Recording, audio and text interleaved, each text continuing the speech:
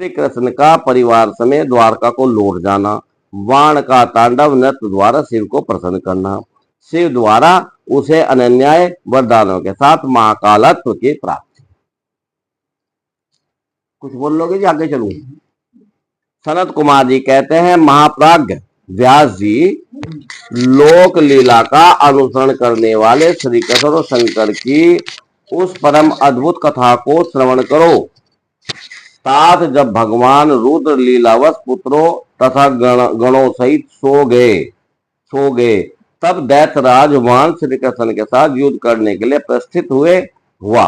उस समय को कुंभांड उसके अश्वों की बागडोर संभाले हुए था और वह नाना प्रकार के शस्त्रास्त्रों से सज्जित था। फिर वह महाबली बलिपुत्र भीषण युद्ध करने लगा। इस प्रकार उन दोनों में चिरकाल तक बड़ा घोर संग्राम होता रहा, किंतु विष्णु के अवतार श्री कृष्ण शिव रूप ही थे और उधर बलवान वाणासुर उत्तम शिव भक्त था। मुनीश्वर तदंतर वीर्यवान श्री कृष्ण, जिन्हें शिव की आज्ञा से बल प्राप्त हो चुका था, चिरकाल तक वाण के साथ यो युद्ध करके अत्यंत कुपित हो उठे। तब शत्रु वीरों का संहार करने वाले भगवान श्री कृष्ण ने शंभु के आदेश से शीघ्र ही सुदर्शन चक्र द्वारा वाण की बहुत सी भुजाओं को काट डाला। अंत में उसकी अत्यंत सुंदर 4 भुजाएं ही अवशेष रह गई और शंकर की कृपा से शीघ्र ही उसकी व्यथा भी मिट गई। जब वाण की स्मृति लुप्त हो गई और वीर भाव को प्राप्त हुए श्री कृष्ण उसका सिर काट लेने के लिए उद्यत हुए, तब शंकर जी मोह निंद्रा को त्याग कर उठ खड़े हुए और बोले। रुद्र ने कहा, देव के नंदन, आप तो सदा से मेरी आज्ञा का पालन करते आए हैं। भगवान, मैंने पहले आपको जिस काम के लिए आज्ञा दी थी वह तो आपने पूरा कर दिया। अब वाण का सिर छेदन मत कीजिए और सुदर्शन चक्र को लौटा लीजिए। मेरी आज्ञा से यह चक्र सदा मेरे भक्तों पर अमोघ रहा है। गोविंद, मैंने पहले ही आपको युद्ध में अनिवार्य चक्र और जय प्रदान की थी। अब आप इस युद्ध में निवृत्त हो जाइए। लक्ष्मी पूर्व काल में भी तो आपने मेरी आज्ञा के बिना दधीची, वीरवर रावण और तारकाक्ष आदि के पुरों पर चक्र का प्रयोग नहीं किया था। जनार्दन, आप तो योगेश्वर, साक्षात परमात्मा, संपूर्ण प्राणियों के हित में रत रहने वाले हैं। ये श्री कृष्ण को योगेश्वर लिख रहे जी, योगेश्वर नहीं लिखते। राम जी योगीश्वर लिख रहे हैं, जबकि योगेश्वर थोड़े ही है भगवान जी, तो योगेश्वर है। प्राणियों के हित में रत रहने वाले हैं। आप स्वयं ही अपने मन से विचार कीजिए। ये बाद में सारी महिलाएं नुक है जी, बाबूजी जब तक बोलते हैं जब तक कथा का आनंद नहीं आता, तो इसलिए आप हर बात पर कुछ ना कुछ बोल जाते है नहीं। देखो जी, हाँ, मतलब विक्षेप होगा नहीं, विक्षेप अच्छा बाबूजी, यदि ये कथा में विक्षेप होगा तो आनंद कहाँ से होगा? ठीक है, चलो, है नहीं जी। मतलब मैं पढ़ ही रहा क्लास में तो कोई फायदा थोड़ा ही है जब तक ना। हाँ, प्राणियों के हित में रत रहने वाले हैं। आप स्वयं ही अपने मन से विचार कीजिए। मैंने इसे वर दे रखा है कि तुझे मृत्यु का भय नहीं होगा। मेरा वह वचन सदा सत्य होना चाहिए। मैं आप पर परम प्रसन्न हूँ। हरे बहुत दिन पूर्व यह गर्व से भरकर उन्मत्त उठा और अपने आप को भूल गया। तब अपनी भुजाएं खुजलाता हुआ यह मेरे पास पहुंचा और बोला, मेरे साथ युद्ध कीजिए। तब मैंने इसे श्राप देते हुए कहा था, थोड़े ही समय में तेरी भुजाओं का छेदन करने वाला आएगा, तब तेरा सारा गर्व गल जाएगा वाण की ओर देखकर। ऐसा भगवान शिव ने कहा। मेरी आज्ञा से तेरी भुजाओं का काटने वाला यह श्री हरि आए हैं। फिर भगवान श्री कृष्ण जी कह रहे, फिर श्री कृष्ण से अब आप युद्ध बंद कर दीजिए और वर वधु को साथ ले जाए, अपने घर लौट जाइए। उषा को और अनिरुद्ध।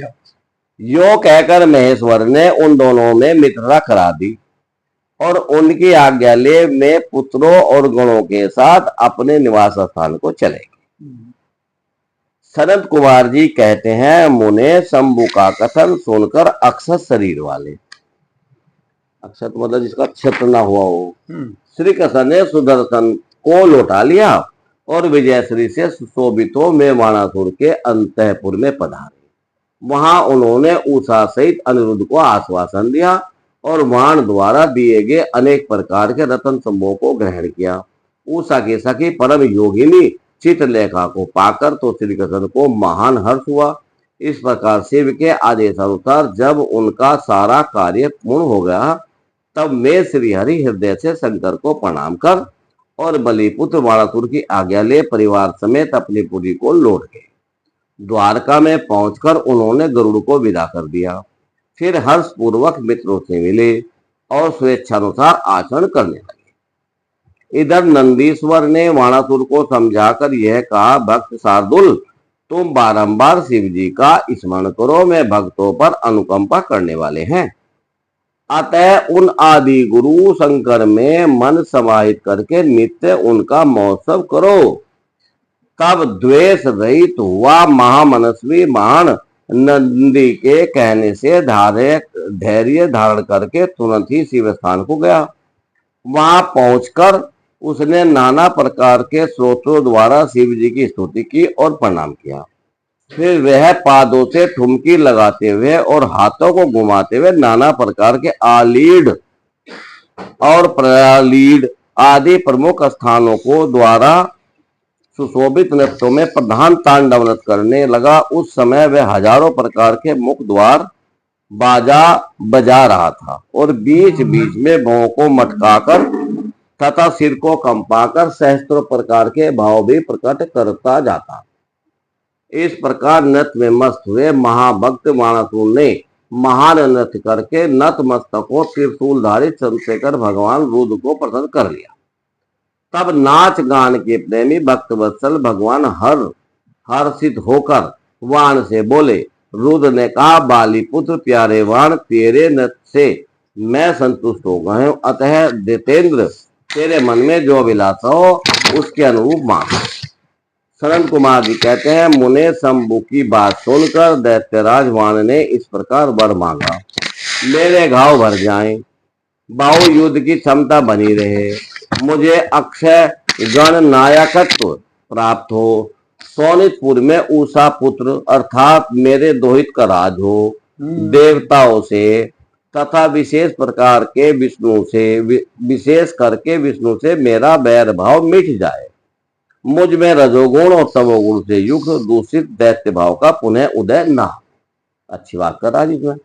मुझ में सदा निर्विकार शंभु भक्ति बनी रहे और शिव भक्तों पर मेरा स्नेह तथा समस्त प्राणियों पर दया भाव रहे। यो शंभु से वरदान मांगकर बलिपुत्र मासुर वाण अंजलि बांधे रुद्र की स्तुति करने लगा। उस समय उसके नेत्रों में प्रेम के आंसू छलक आए। तदंतर जिसके सारे अंग प्रेम से प्रफुल्लित होते थे, वह बलि नंदन वाणासुर महेश्वर को प्रणाम करके मौन हो गया। अपने भक्त वाण की प्रार्थना सुनकर भगवान शंकर तुझे सब कुछ प्राप्त हो जाएगा यो कहकर वहीं अंतर ध्यान हो गए। शंभु की कृपा से महाकालत्व को प्राप्त हुआ रुद्र का अनुचर मान परमानंद में निमग्न हो गया। व्यास जी, इस प्रकार मैंने संपूर्ण भूगोलों में नित्य क्रीड़ा करने वाले समस्त गुरुजनों के भी सदगुरु शूलपाणी भगवान शंकर का वाण विषयक चरित्र जो परमोत्तम है कर्णप्रिय मधुर वचनों द्वारा तुमसे वर्णन कर दिया। गजासुर की तपस्या, वर प्राप्ति और उसका अत्याचार, शिव द्वारा उसका वध, उसकी प्रार्थना से शिव का उसका चरम धारण करना और कृतिवासा नाम से विख्यात होना तथा कृतिवासेश्वर लिंग की स्थापना करना। एक भजन सुन लो, सुनो बहन जी, आप सुनो, बहुत आनंद। थोड़ा सा कम कर, बीच में थोड़ा हो जाना, थोड़ा सा कम, 26 कर लो, जुकाम कौन लगा। आनंदवद काशी में काशी में भी आनंद है। सबको सताने लगा। देवताओं ने भगवान शंकर से प्रार्थना की। शंकर काम विजयी हैं ही। उन्होंने घोर युद्ध में उसे हराकर त्रिशूल में पिरो दिया। तब उसने भगवान शंकर का स्तवन किया। शंकर ने उस पर प्रसन्न होकर स्थिर वर मांगने को कहा। तब गजासुर ने कहा, दिगंबर स्वरूप महेशान, यदि आप मुझ पर प्रसन्न हैं तो अपने त्रिशूल की अग्नि से पवित्र हुए मेरे इस चर्म को आप सदा धारण कीजिए। विभो, मैं पुण्य गंधों की निधि हूँ, इसलिए मेरा यह चर्म चिरकाल तक उग्र तप की रूपी अग्नि की ज्वाला में पड़कर भी दग्ध नहीं हुआ है। दिगंबर, यदि मेरा यह चर्म पुण्यवान ने होता तो रणांगण में इसे आपके अंगों का संग कैसे प्राप्त होता। शंकर, यदि आप तुष्ट हैं तो मुझे एक दूसरा वर और दीजिए, वह यह कि आज से आपका नाम कृतिवासा विख्यात हो जाए। चलो, शंकर भगवान को ही दे रहा। कृतिवासा विख्यात हो जाए। सनत कुमार जी कहते हैं, उन्हें गजासुर की बात सुनकर भक्तवत्सल शंकर ने परम प्रसन्नता पूर्वक महिषासुर नंदन गज से कहा, तथास्तु, अच्छा ऐसा ही होगा। तदंतर प्रसन्नात्मा भक्त प्रिय महेशान उस दानवराज गज से, जिसका मन भक्ति के कारण निर्बल हो गया था, पुनः बोले। ईश्वर ने कहा, दानवराज, तेरा यह पावन शरीर मेरे इस मुक्ति साधक क्षेत्र काशी में मेरे लिंग के रूप में स्थित हो जाएगा। इसका नाम कृतिवासेश्वर होगा। कमल काशी में है ये तो। यह समस्त प्राणियों के लिए मुक्तिदाता, महान पताकाओं का विनाशक, संपूर्ण लिंगों में शिरोमणि और मोक्षप्रद होगा। जो कहकर देवेश्वर दिगंबर शिव ने गजासुर के उस विशाल चर्म को लेकर ओढ़ लिया। मुनीश्वर, उस दिन बहुत बड़ा उत्सव मनाया गया। काशी निवासी सारी जनता तथा प्रमथ गण हर्ष मगन हो गए। विष्णु और ब्रह्मा आदि देवताओं का मन हर्ष से भरीपूर्ण हो गया। वे हाथ जोड़कर महेश्वर को नमस्कार करके उनकी स्तुति करने लगे। दुंदुभी निरहाद नामक दैत्य का व्याघ्र रूप से शिव भक्त पर आक्रमण करने का विचार और शिव द्वारा उसका वध। दुंदुभी आया जी। सनत कुमार जी कहते हैं, व्यास जी, अब मैं चंद्रमौली के उस चरित्र का वर्णन करूंगा जिसमें शंकर जी ने दुंदुभी निरहाद नामक दैत्य को मारा था। तुम सावधान होकर श्रवण करो। दीति पुत्र महाबली हिरण्याक्ष के विष्णु द्वारा मारे जाने पर दीति को बहुत दुख हुआ। तब देव शत्रु दुंदुभी निरहाद ने उसको आश्वासन देकर यह निश्चय किया था कि देवताओं के बल ब्राह्मण हैं, ब्राह्मण नष्ट हो जाएंगे तो यज्ञ नहीं होंगे, यज्ञ न होने पर देवता आहार न पाने से निर्बल हो जाएंगे, तब मैं उन पर सहजी विजय पालूंगा। यो विचार कर वह ब्राह्मणों को मारने लगा। ब्राह्मणों का प्रधान स्थान वाराणसी है। यह सोचकर वह काशी पहुंचा और वन में वनचर बनकर समिधा लेते हुए, जल में जलचर बनकर स्नान करते हुए और रात में व्याघ्र बनकर सोते हुए ब्राह्मणों को खाने लगा। एक बार शिवरात्रि के अवसर पर एक भक्त अपनी पर्णशाला में देवादिदेव शंकर का पूजन करके ध्यानस्थ बैठा था। बलाभिमानी दैत्यराज दुंदुभी निरहाद ने व्याघ्र का रूप धारण करके उसे खा लिया। खा जाने का विचार किया, परंतु वह भक्त दृढ़ चित्त से शिव दर्शन की लालसा लेकर ध्यान में तल्लीन हो रहा था। इसके लिए उसने पहले से ही मंत्र रूपी अस्त्र का विन्यास कर लिया था। इस कारण वह दैत्य उस पर आक्रमण करने में समर्थ न हो सका। इधर सर्वव्यापी भगवान शंभु को उस दुष्ट रूप वाले दैत्य के अभिप्राय का पता लग गया। तब शंकर ने उसे मार डालने का विचार किया। इतने में ज्यों ही उस दैत्य ने व्याघ्र रूप से उस भक्त को अपना ग्रास बनाना चाहा, त्यों ही जगत की रक्षा के लिए मणि स्वरूप तथा भक्त रक्षण में कुशल बुद्धि वाले त्रिलोचन भगवान शंकर वहां प्रकट हो गए और उसे बगल में दबोचकर उसके सिर पर व्रज से भी कठोर घूंसे से प्रहार किया। उस मुष्टि प्रहार से तथा काख में दबोचने से वह व्याघ्र अत्यंत व्यथित हो गया और अपनी धार से पृथ्वी तथा आकाश को कंपाता हुआ मृत्यु का ग्रास बन गया। उस भयंकर शब्द को सुनकर तपस्वियों का हृदय कांप उठा। मैं रात में ही उस शब्द का अनुसरण करते हुए उस स्थान पर आ पहुंची। वहां परमेश्वर शिव को बगल में उस पापी को दबाए हुए देखकर सब लोग उनके चरणों में पड़ गए और जय जयकार करते हुए उनकी स्तुति करने लगे। तदंतर महादेव ने कहा, जो मनुष्य यहाँ आकर श्रद्धापूर्वक मेरे इस रूप का दर्शन करेगा, निसंदेह मैं उसके सारे उपद्रव को नष्ट कर दूंगा। जो मानव मेरे इस शरीर को सुनकर हृदय में मेरे इस लिंग का स्मरण करके संग्राम में प्रवेश करेगा, उसे अवश्य विजय की प्राप्ति होगी। मुने, जो मनुष्य व्यागेश्वर के प्राकट्य से संबंध रखने वाले इस परमोत्तम चरित्र को सुनेगा तथा दूसरे को सुनाएगा, पढ़ेगा या पढ़ाएगा, वह अपनी समस्त मनोवांछित वस्तुओं को प्राप्त कर लेगा और अंत में संपूर्ण दुखों से रहित होकर मोक्ष का भागी होगा।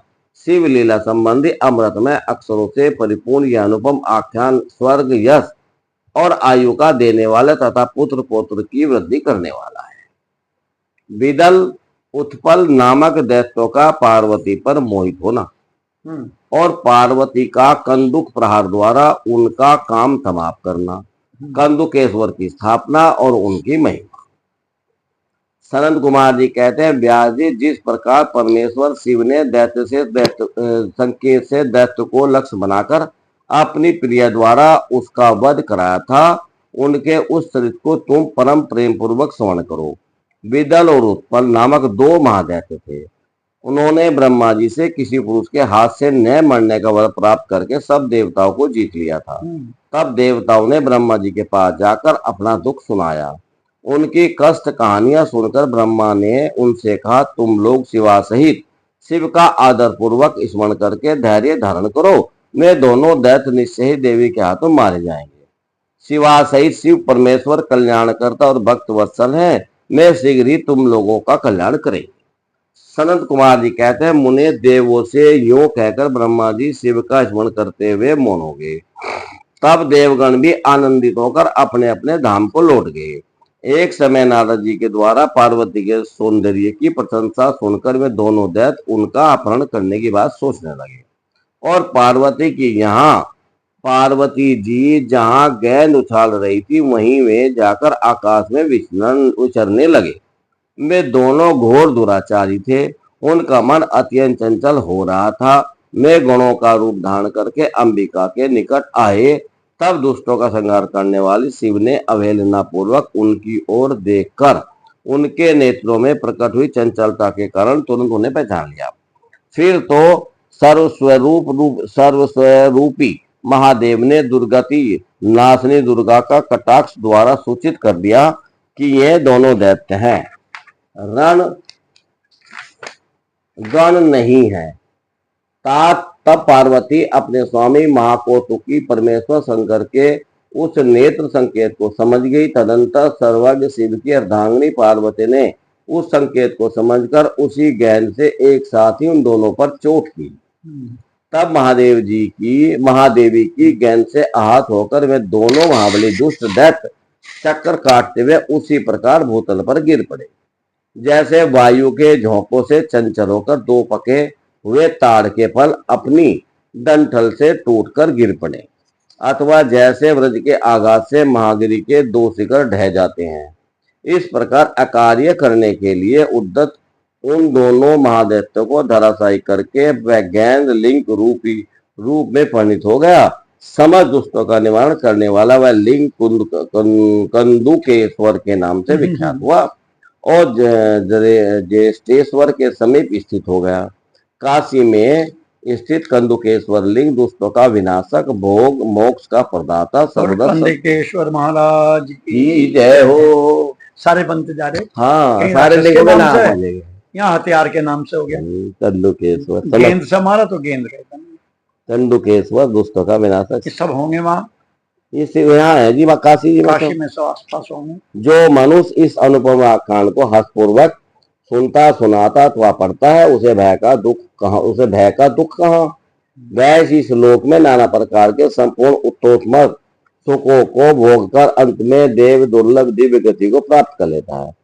ब्रह्मा जी कहते हैं, मुनि सत्तम, मैंने तुमसे रूप संहिता के अंतर्गत इस युद्ध खंड का वर्णन कर दिया। यह खंड संपूर्ण मनोरथा का फल प्रदान करने वाला है। इस प्रकार महत्तम है इसका। हाँ जी, ये युद्ध खंड का पूर्ण हो गया। पूरी की पूरी रूप संहिता का वर्णन कर दिया। यह शिव जी को सदा परम प्रिय और भक्ति मुक्ति रूप फल प्रदान करने वाली है। सूत जी कहते हैं, इस प्रकार शिवानुगामी ब्रह्मपुत्र नारद शंकर के उत्तम यश को तथा शिव सतानम को सुनकर कृतार्थ हो गए। जो मैंने संपूर्ण चरित्रों में प्रधान तथा कल्याणकारक यह ब्रह्मा और नारद का संवाद पूर्ण रूप से कह दिया। अब तुम्हारी और क्या सुनने की इच्छा है। रुद्र संहिता का युद्धखंड संपूर्ण और रुद्र संहिता संहिता भी समाप्त होगी। अब शतरुद्र संहिता अगली संहिता शुरू हो। इसमें सारी संहिता ही है। हाँ, संहिता का वैसे शाब्दिक अर्थ क्या हो? संहिता माने जैसे हमारे यहाँ ये कोड को हाँ, कहें। वो कौन है? हाँ, सिविल कोड मतलब संहिता और अधिनियम को सती संहिता, पार्वती संहिता, कचहरी में सबके नाम संहिता ही तो हमारे यहाँ। शिव जी संहिता माने उसका विधान एक वो, हाँ, उसका एक शास्त्र, एक ग्रंथ उसके बारे में संहिता है। हाँ, तो ये रुद्र की, तो रुद्र का जिसमें विधान विधि स्वरूप निरूप रुद्र क्या हैं, कैसे हैं, क्या कथा है, क्या लीला है, तो वो सारी उनका पुराण है। उस संहिता में सारा इतिहास आ रहा है इसमें उनका। अगला इन्हें दे दो पढ़ने हो। हाँ, तो रुद्र संहिता होगी। चश्मा तो है ही, आप पढ़ोगे। जात वामदेव, तत्पुरुष, अघोर और ईशान नामक 5 अवतारों का वर्णन। जो परमानंदमय हैं, जिनकी लीलाएं अनंत हैं, जो ईश्वरों के भी ईश्वर, सर्वव्यापक, महान गौरी के प्रियतम तथा स्वामी कार्तिक और विघ्नराज गणेश को उत्पन्न करने वाले हैं। मैं उन आदिदेव शंकर की मैं वंदना करता हूँ। सोनक जी ने कहा, महाभाग सूत जी, आप तो पुराणकर्ता व्यास जी के शिष्य तथा ज्ञान और दया की निधि हैं।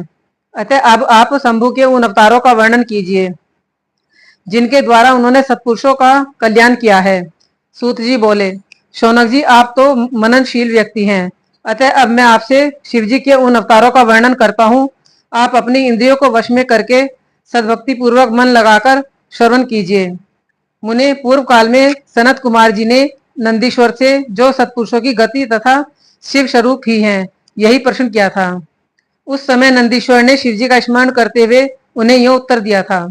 नंदीश्वर ने कहा, मुने, यो तो सर्वव्यापी सर्वेश्वर शिव के कल्प कल्पांतरों में असंख्य अवतार हुए हैं, तथापि इस समय मैं अपनी बुद्धि के अनुसार उनमें से कुछ का वर्णन करता हूँ।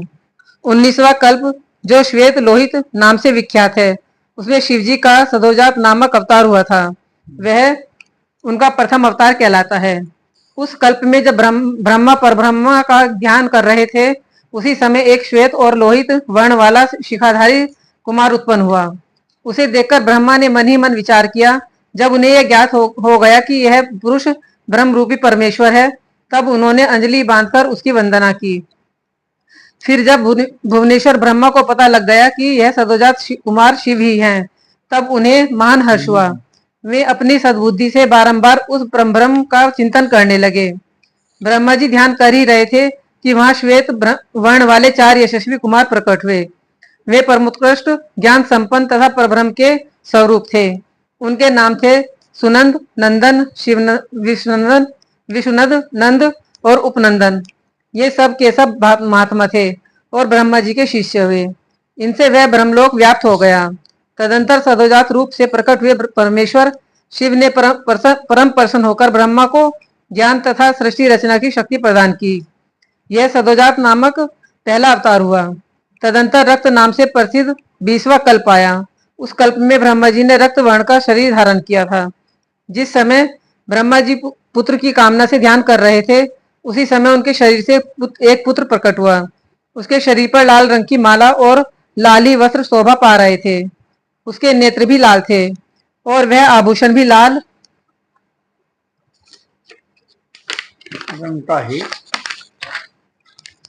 रंग का ही धारण किए हुए था। उस महान आत्मबल से संपन्न कुमार को देखकर ब्रह्मा जी ध्यानस्थ हो गए। तब उन्हें ज्ञात हो गया कि ये वामदेव शिव हैं। तब उन्होंने हाथ जोड़कर उस कुमार को प्रणाम किया। तत्पश्चात उनके विरजा, विवाह, विशोक और विश्वभावन नाम के 4 पुत्र उत्पन्न हुए, जो सभी लाल वस्त्र धारण किए हुए थे। तब वामदेव रूपधारी परमेश्वर शंभु ने परम प्रसन्न होकर ब्रह्मा को ज्ञान तथा सृष्टि रचना की शक्ति प्रदान की। यह वामदेव नामक दूसरा अवतार हुआ। इसके बाद 21वां कल्प आया, जो पीतवासा नाम से कहा जाता था। उस कल्प में महाभाग ब्रह्मा पीत वस्त्रधारी हुए। जब वे पुत्र की कामना से ध्यान कर रहे थे, उस समय उनके एक महातेजस्वी कुमार उत्पन्न हुआ। उस प्रौढ़ कुमार की भुजाएं विशाल थी और उसके शरीर पर पीतांबर झलमला रहा था। उस ध्यानमग्न बालक को देखकर ब्रह्मा जी ने अपनी बुद्धि से उसके बल से उस सत्पुरुष को शिव समझा। तब उन्होंने ध्यान युक्त चित्त से संपूर्ण लोकों द्वारा नमस्तक कृत महादेवी शांकरी गायत्री तत्पुरुषाय विघ्नः महादेवाय धीमहि का जप करके उन्हें नमस्कार किया। इससे महादेव जी प्रसन्न हो गए। तत्पश्चात उनके पार्श्व भाग से पीत वस्त्रधारी दिव्य कुमार प्रकट हुए। वे सब के सब योग मार्ग के प्रवर्तक हुए। यह तत्पुरुष नामक तीसरा अवतार हुआ।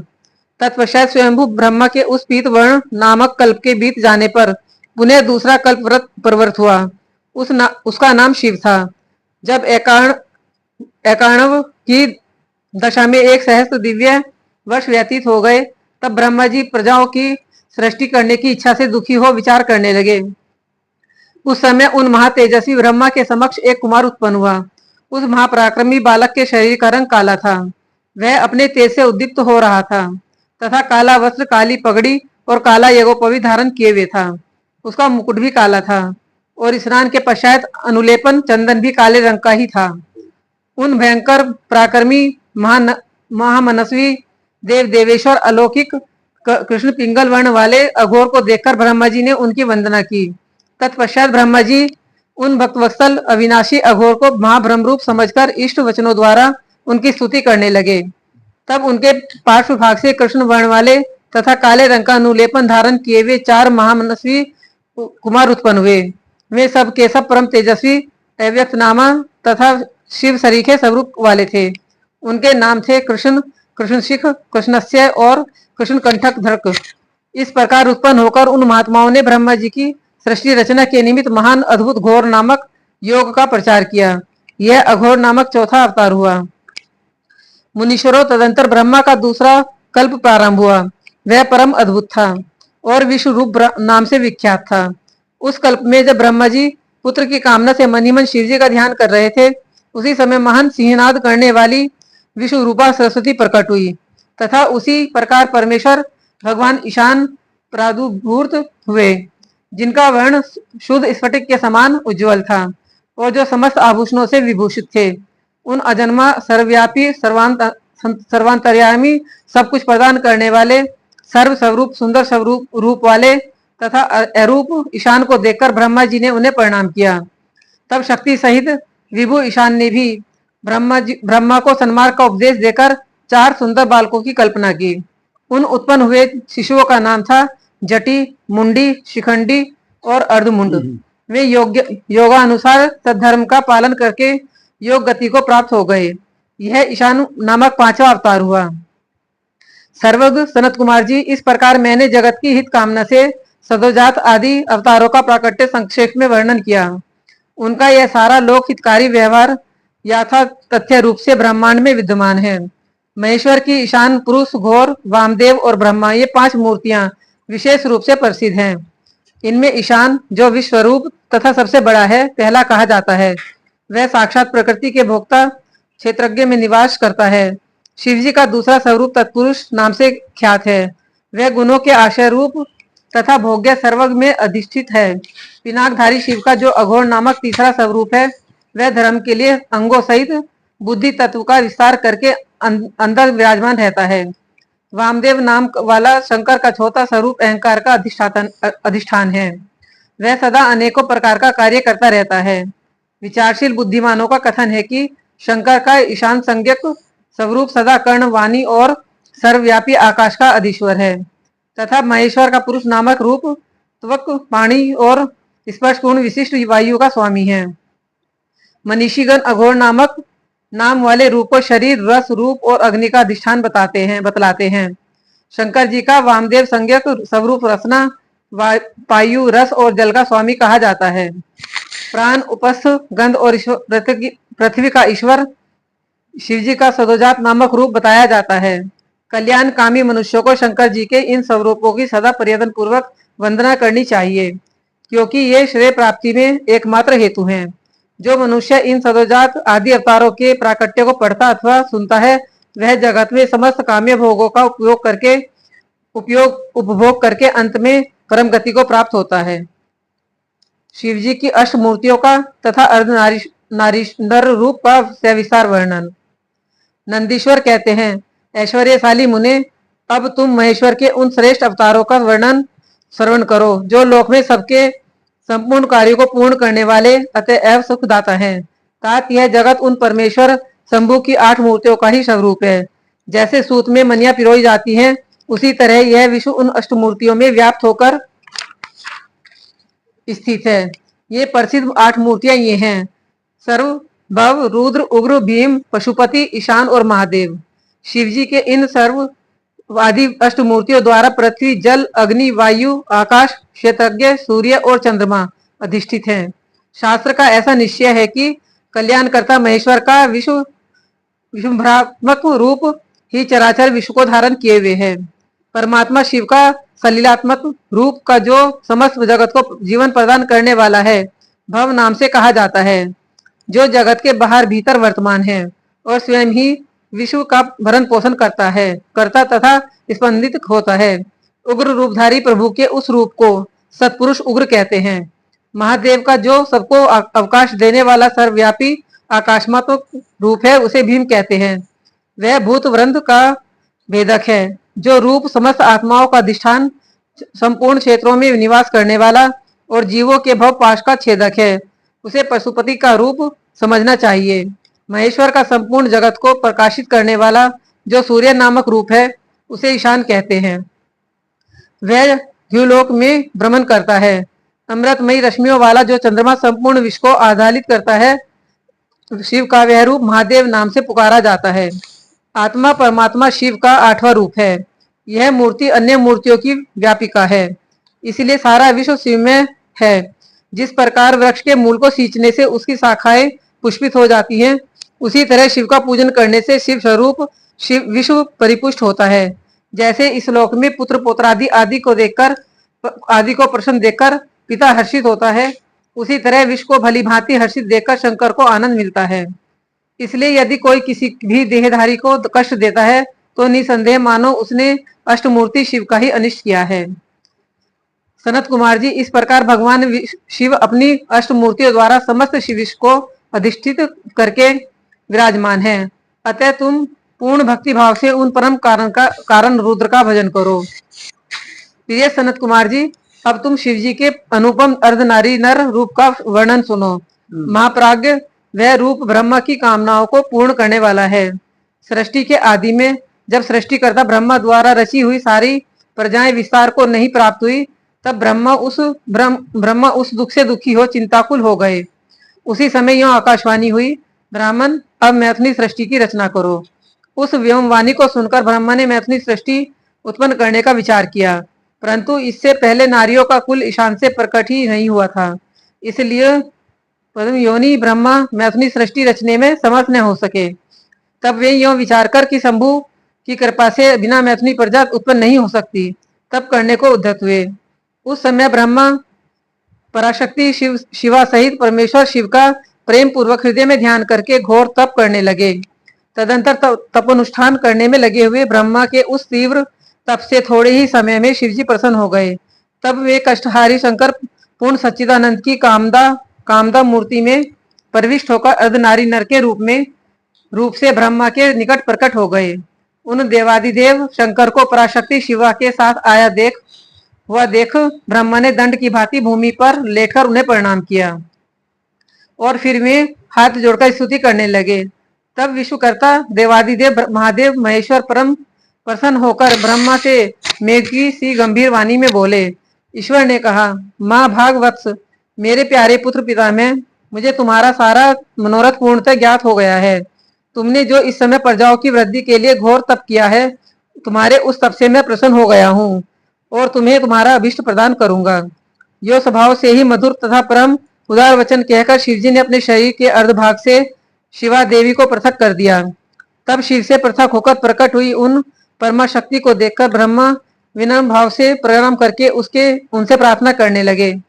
ब्रह्मा ने कहा, शिवे, सृष्टि में के प्रारंभ में तुम्हारे पति देवादिदेव परमात्मा शंभु ने मेरी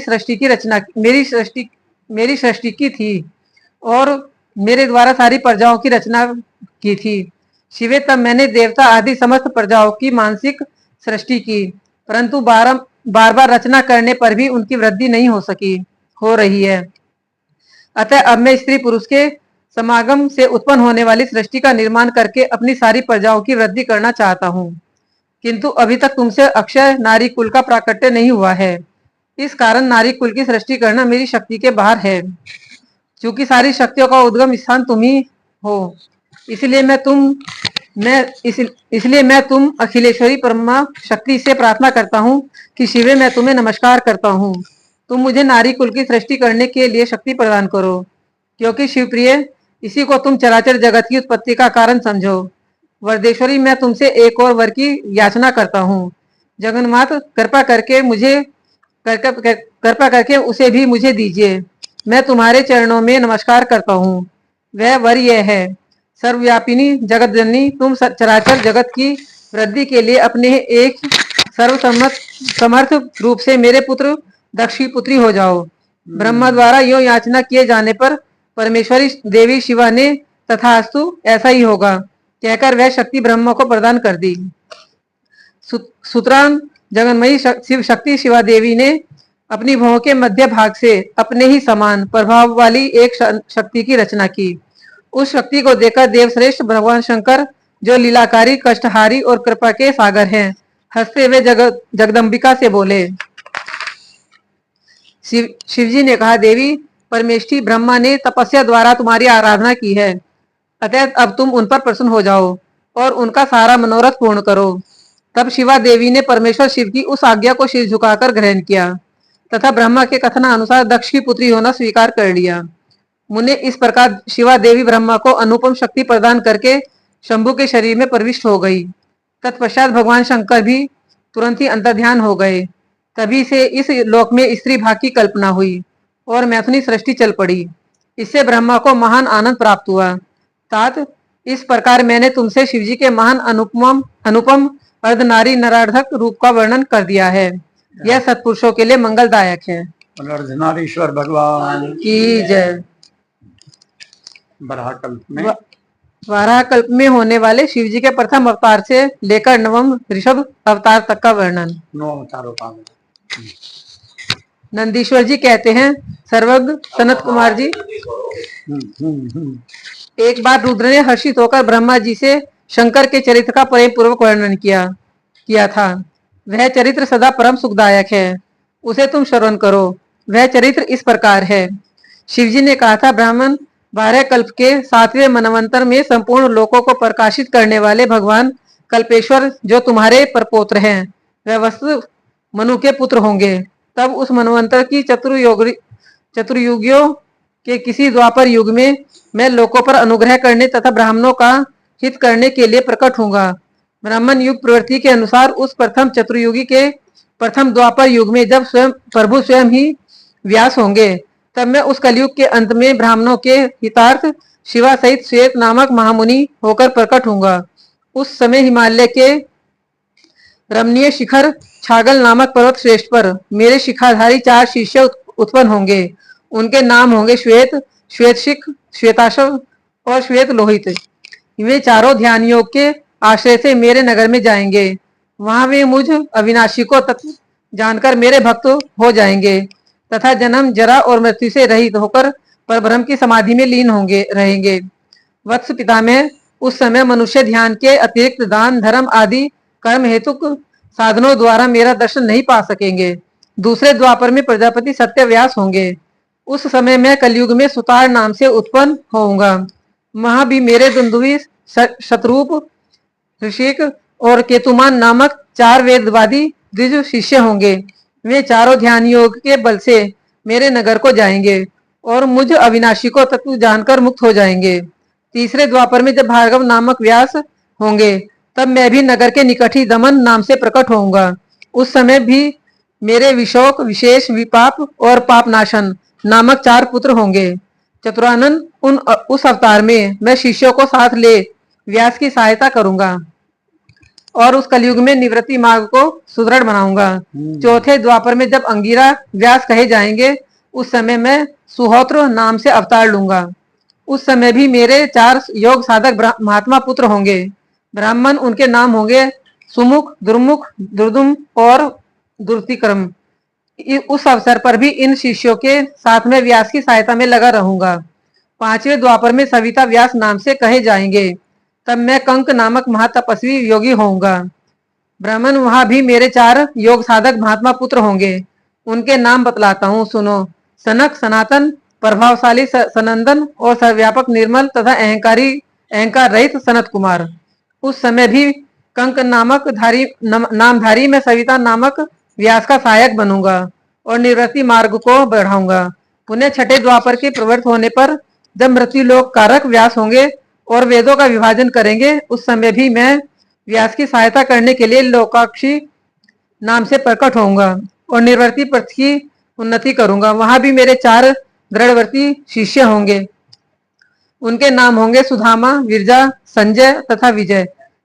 विजय 7वें द्वापर के आरंभ में जब शतकृत क्रतु नामक व्यास होंगे उस समय भी मैं योग मार्ग में परम निपुण जैगिष्व वह नाम से प्रकट होऊंगा और काशीपुरी में गुफा के अंदर दिव्य देश में कुशासन पर बैठकर योग को सुदृढ़ बनाऊंगा तथा शतक्रतु नामक व्यास की सहायता और संसार भय से भक्तों का उद्धार करूंगा। उस युग में भी मेरे 4 सारस्वत, योगीश, मेघवा और सुवाहन नामक 4 पुत्र होंगे। 8वें द्वापर के आने पर मुनिवर वशिष्ठ वेदों का विभाजन करने वाले वेद व्यास होंगे। योग वित्तम उस युग में भी मैं दधिवाहन नाम से अवतार लूंगा और व्यास की सहायता करूंगा। उस समय कपिल, आसुरी, पंचशिक और सालवल नाम वाले मेरे 4 योगी पुत्र उत्पन्न होंगे जो मेरे ही समान होंगे। ब्राह्मण नवी चतुर्युगी के द्वापर में मुनि श्रेष्ठ सारस्वत नाम व्यास नामक के से प्रसिद्ध होंगे। उन व्यास के निवृत्ति मार्ग की वृद्धि के लिए ध्यान करने पर मैं ऋषभ नाम से अवतार लूंगा। उस समय पराशर, गर्ग, भार्गव तथा ग्रीश नाम के 4 महायोगी मेरे शिष्य होंगे। प्रजापति उनके सहयोग से मैं योग मार्ग को सुदृढ़ बनाऊंगा। सन्मुनि इस प्रकार मैं व्यास का सहायक बनूंगा। ब्राह्मण उसी रूप से मैं बहुत से दुखी भक्तों पर दया करके उनका भवसागर से उद्धार करूंगा। मेरा वह ऋषभ नामक अवतार योग मार्ग का प्रवर्तक सारस्वत नाम के व्यास के मन को संतोष देने वाला और नाना प्रकार से रक्षा करने वाला होगा। उस अवतार में मैं भद्रायु नामक राजकुमार को जो विष दोष से मर जाने के कारण पिता द्वारा त्याग दिया जाएगा जीवन प्रदान करूंगा। तदंतर उस राजपुत्र की आयु के 16 वर्ष में ऋषभ ऋषि जो मेरे ही अंश हैं उनके घर पधारेंगे। प्रजापति उस राजकुमार द्वारा पूजित होने पर भी वे सद्रूपधारी कृपालु मुनि उसे राजधर्म का उपदेश करेंगे। तत्पश्चात वे दीनवत्सल मुनि हर्षित चित्त से उसे दिव्य कवच, शंख और संपूर्ण शत्रुओं का विनाश करने वाला एक चमकीला खड्ग प्रदान करेंगे। फिर कृपा पूर्वक उसके शरीर पर भस्म लगाकर उसे 12,000 हाथियों का बल भी देंगे। यो माता सहित भद्रायु को भली भांति आश्वासन देकर तथा उन दोनों द्वारा पूजित हो प्रभावशाली ऋषभ मुनि स्वेच्छा अनुसार चले जाएंगे। ब्राह्मण तब राजऋषि भद्रायु भी रिपुगणों को जीतकर और कीर्ति मालिनी के साथ विवाह करके धर्मपूर्वक राज्य करेगा।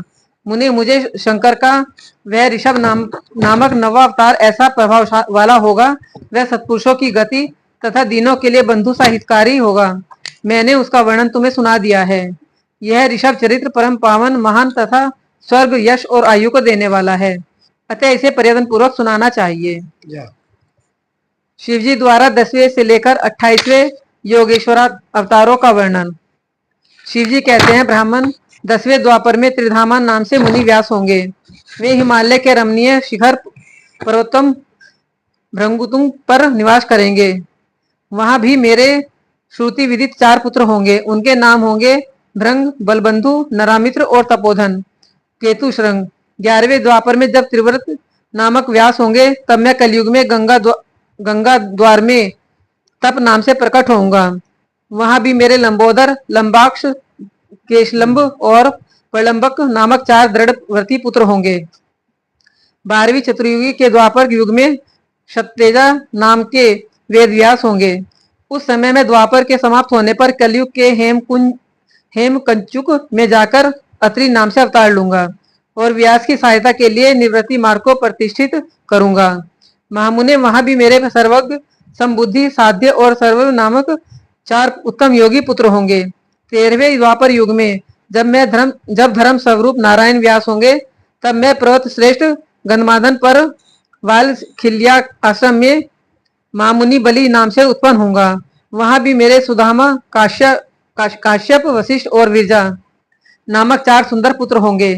14वीं चतुर्युगी के द्वारा द्वापर युग में जब रक्ष नामक व्यास होंगे, उस समय मैं अंगिरा के वंश में गौतम नाम से उत्पन्न होऊंगा। उस कलयुग में भी अत्रि, वशद, श्रवण और सन्निविष्ट मेरे पुत्र होंगे।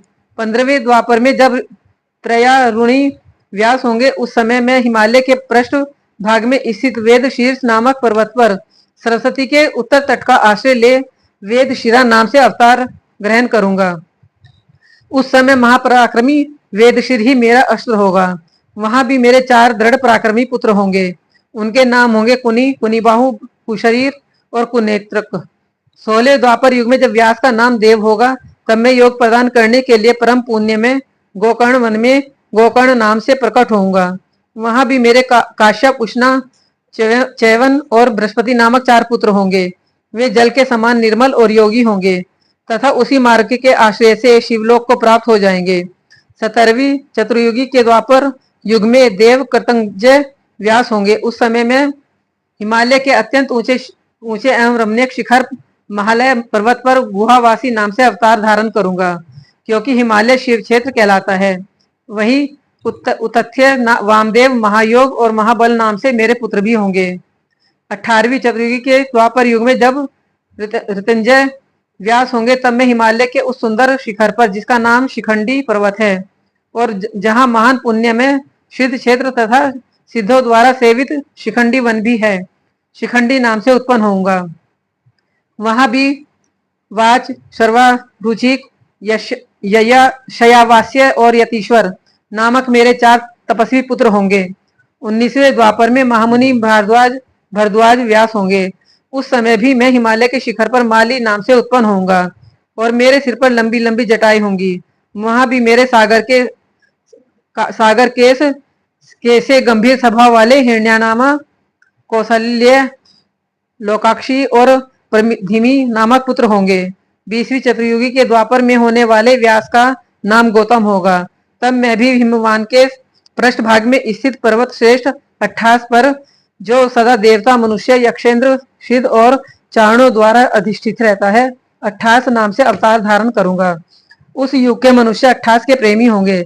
उस समय भी मेरे उत्तम योग संपन्न 4 पुत्र होंगे। उनके नाम होंगे सुमंत, वरवरी, विद्वान, कबंध और कुनिकंधर। 21वें द्वापर युग में जब वाचशर्वा नाम से व्यास होंगे, तब मैं दारुक नाम से प्रकट होऊंगा, इसलिए उस शुभ स्थान का नाम दारुवन पड़ जाएगा। वहां भी मेरे पलक्ष, दारभा यानी केतुमान तथा गौतम नाम के 4 परम योगी पुत्र उत्पन्न होंगे। 22वीं चतुर्युगी के द्वापर में जब सुषमायन नामक व्यास होंगे, तब मैं भी वाराणसीपुरी में लांगली नभीम नामक महामुनि के रूप में अवतरित होऊंगा। उस कलयुग में इंद्र सहित समस्त देवता मुझ पर हलायुधधारी शिव का दर्शन करेंगे। उस अवतार में भी मेरे भल्लवी, मधु, पिंग और श्वेत केतु नाम के 4 परम धार्मिक पुत्र होंगे। 23वीं चतुर्युगी में जब तृणबिंदु मुनि व्यास होंगे, तब मैं सुंदर कालिंजरी गिरी पर श्वेत नाम से प्रकट होऊंगा। वहां भी मेरे उशिक, वृद्धशव, देवल और कवि नाम से प्रसिद्ध 4 तपस्वी पुत्र होंगे। 24वीं चतुर्युग में जब ऐश्वर्यशाली यक्ष व्यास होंगे, तब उस युग में मैं नैमी क्षेत्र में शूली नामक महायोगी होकर उत्पन्न होऊंगा। उस युग में भी मेरे 4 तपस्वी शिष्य होंगे। उनके नाम होंगे शालिहोत्र, अग्निवेश, युवनाश्व और शरदुषु। 25वें द्वापर में जब व्यास शक्ति नाम से प्रसिद्ध होंगे, तब मैं भी प्रभावशाली एवं दंडधारी महायोगी के रूप में प्रकट होऊंगा। मेरा नाम मुंडीश्वर होगा। उस अवतार में भी छगल, कुंडकर्ण, कुंभारण और प्रवाहक मेरे तपस्वी शिष्य होंगे। 26वें द्वापर में जब व्यास का नाम पराशर होगा, तब मैं वहां भद्रवट नामक नगर में सहिष्णु नाम से अवतार लूंगा। उस समय भी उलूक, विद्युत, संबुक और आशु लायन नाम वाले 4 तपस्वी शिष्य होंगे। 27वें द्वापर में जब जातु कर्ण व्यास होंगे तब मैं भी प्रभास तीर्थ में सोमरसर्मा नाम से प्रकट होऊंगा। वहां भी अक्षपाद, कुमार, उलूक और वत्स नाम से प्रसिद्ध मेरे 4 तपस्वी शिष्य होंगे।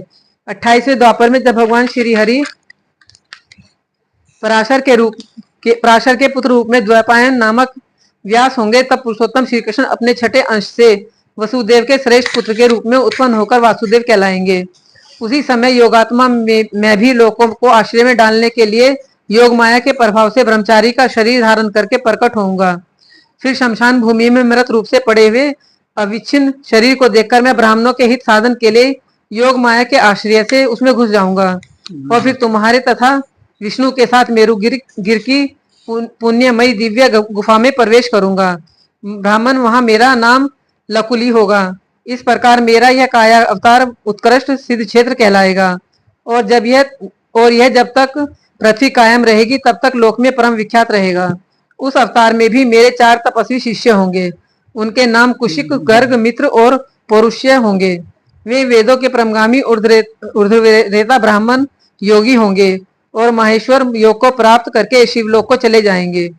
उत्तम व्रत का पालन करने वाले मुनियों, इस प्रकार परमात्मा शिव ने व्यवस्थित मनवंतर के सभी चतुर्योगियों के योगेश्वर अवतारों का सम्यक रूप से वर्णन किया था।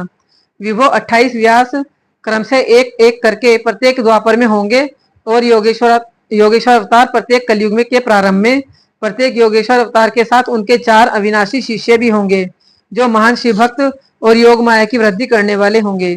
इन पशुपति के शिष्यों के शरीरों पर भस्म रमी रहेगी। ललाट त्रिपुंड से सुशोभित रहेगा और रुद्राक्ष की माला ही इनका आभूषण होगा। ये सभी शिष्य धर्मपरायण, वेद वेदांग के प्रमगामी, विद्वान और सदा बाहर भीतर से लिंगाचरण में तत्पर रहने वाले होंगे। ये शिवजी में भक्ति रखकर योग पूर्वक ध्यान में निष्ठा रखने वाले और जितेंद्रिय होंगे। विद्वानों ने इनकी संख्या 112 बतलाई है।